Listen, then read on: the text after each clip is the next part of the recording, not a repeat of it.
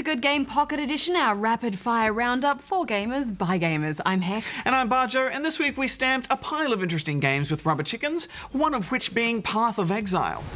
Oh, big skinny. Oh, he smashed me. Oh, I'm almost dead. I'm dead. But first, let's have a look at one of the games we reviewed over on Spawn Point, Skulls of the Shogun. This is a turn-based strategy game available on Xbox Live Arcade, Windows 8, Windows Phone, and Microsoft Surface. It centers around an army of undead samurai led by a tactical genius, General Akamoto, who is fighting his way through the afterlife to become Shogun of the Dead. It's an Advanced Wars-inspired strategy game where you have a huge assortment of interesting and versatile units at your fingertips, and the chess-like challenge of utilizing them effectively to win battles.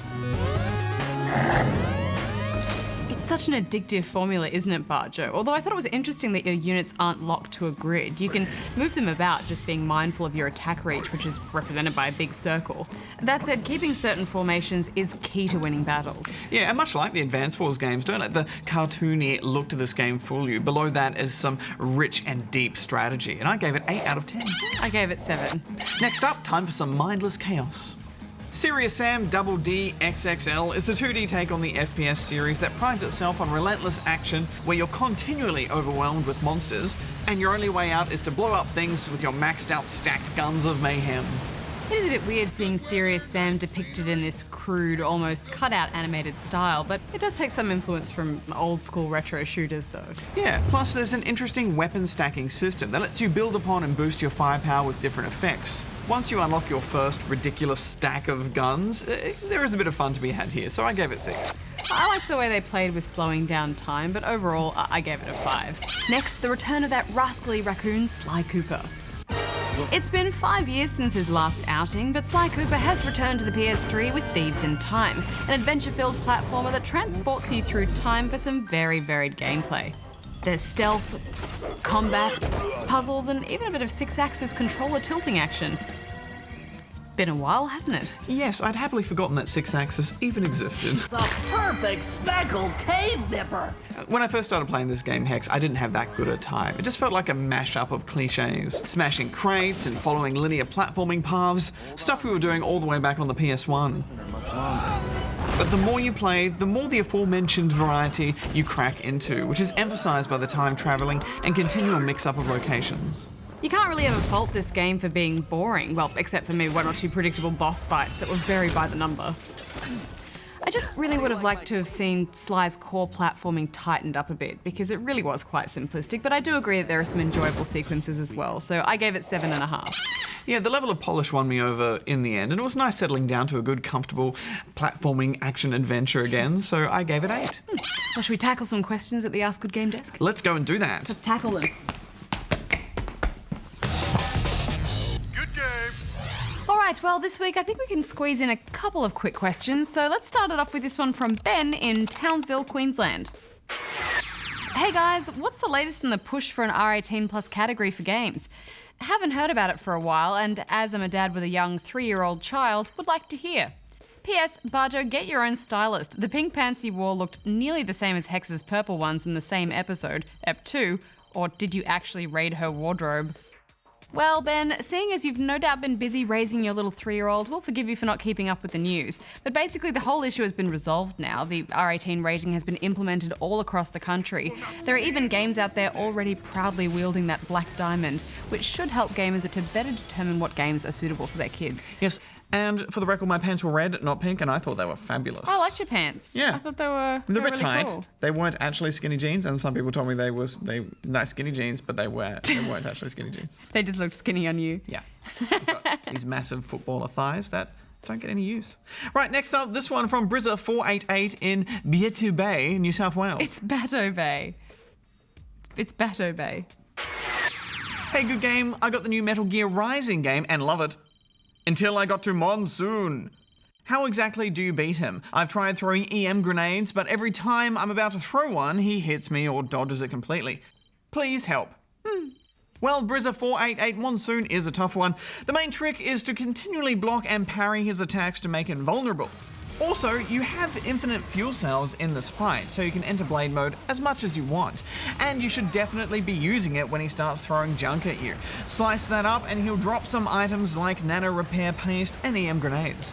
And those EM grenades are definitely useful. After he comes down from throwing all the junk and helicopters and stuff at you, then you'll see that he's glowing purple. Chuck an EM grenade at him then, and then just go blade mode on his head. And then after he flies off, go to town on the head for massive damage. Just repeat that a few times and you should take him down easily enough. All right, Hex, well, we've been getting some interesting reviews on our app and our website lately, so I thought we would introduce a new segment creatively titled You Review, where we just read a bunch of them out. So this week, let's see what you thought of Proteus. First up, we have this from FPS Lover, who says, art, 6.5 stars. Good, yes, definitely an insightful and accurate review there. Thanks, FPS Lover.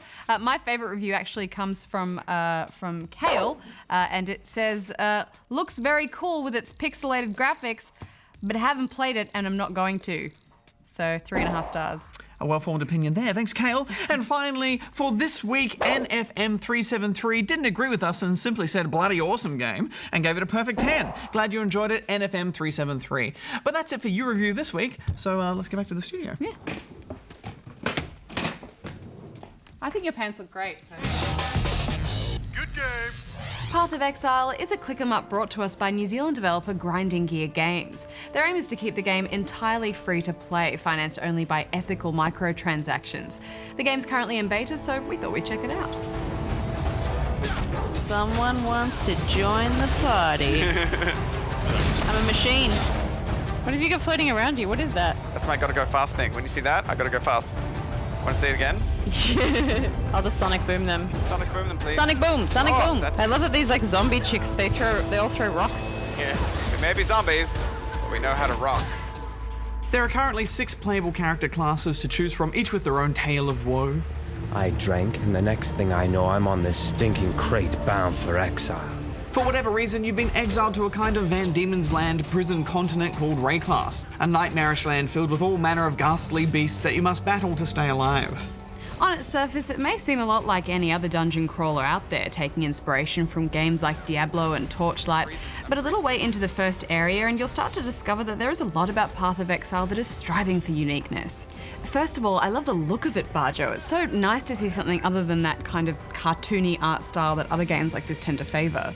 Another thing you'll notice is a bunch of players running around in the hub towns. Every area you enter outside of these towns works like an instance where only you and members of your party will be active. But these hub areas are such a great idea because it makes it that much easier to find randoms around your level to go adventuring with. Still alive, are we? Path of Exile offers no gold whatsoever. There is no actual currency in this game per se. Instead, you can trade items you don't need for useful things like portal scrolls, identify scrolls, and magical orbs, and vice versa. It doesn't completely revolutionize things, but it's a cool alternative, and it's strangely liberating, really. Another way this game sets itself apart is that instead of learning active abilities, all additional attacks are governed by specific crystals that you'll pick up, or earn as quest rewards that are then slotted into your armor and weapons. The crystals are color-coded and require certain class attributes to wield their power. It's another really interesting and different way this game deals with combat. Yeah, my ranger had this cool poison, ice, fire thing going on with my arrows. It left these glittering clouds all over the battlefield. It was cool.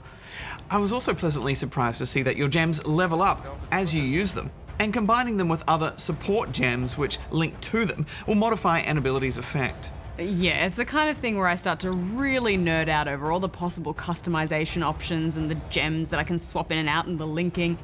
Everything is connected, and you can build and develop your character into any and all directions of the sprawling web that you desire. And it plays nicely into the class system as well. Of the 6 classes, there are 3 main, a tank, a ranger, and a caster, and 3 hybrid classes as well that use combinations of strength, intelligence, and dexterity. The duelist uses both strength and dexterity if you'd rather play a fighter with a little less smash and a little more finesse. Just a moment, I'm just dispatching these skellies with my bow. Just getting it smashed. I love that. I love a game that doesn't lock you in as long as you've got the relevant attributes to use something. And I love a game that breaks the rules a bit like this, Hex. Other great ideas is health and mana pots automatically regenerate as you get kills, and you can also upgrade your flasks with additional effects. It's great, isn't it? It's so clever because it means you can't just kite enemies around and wait for your health to refill. You actually have to work to get your health back.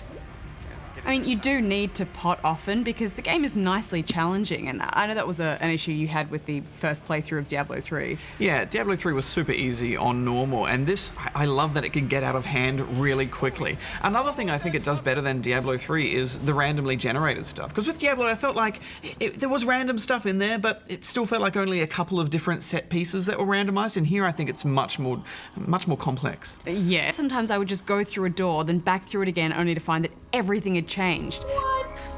Oh, this is trippy. I'm having a great time with this game, Hex. I did not expect it to be this good, and I'm definitely coming back to it. That's awesome. Sonic Boom!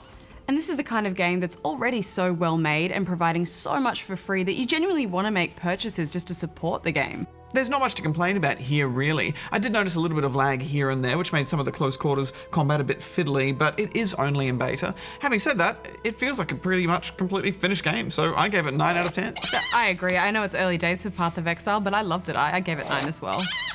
Good game. Well, we've hurtled towards another pocket-sized episode of Good Game, but we will be back on Tuesday night with our regular full episode. Indeed, we'll be building cityscapes like busy worker ants with SimCity. Plus God of War Ascension. Until then, Bajo out. Hex out. Also, I promise I'll never do this again. I like those. The rapid fire? Yeah. I thought it was cool, but like pistols, like a Western pistol thing, but then I realized it looked like a wiggle. True. When do rapid wavy arms? like, you should give me an example.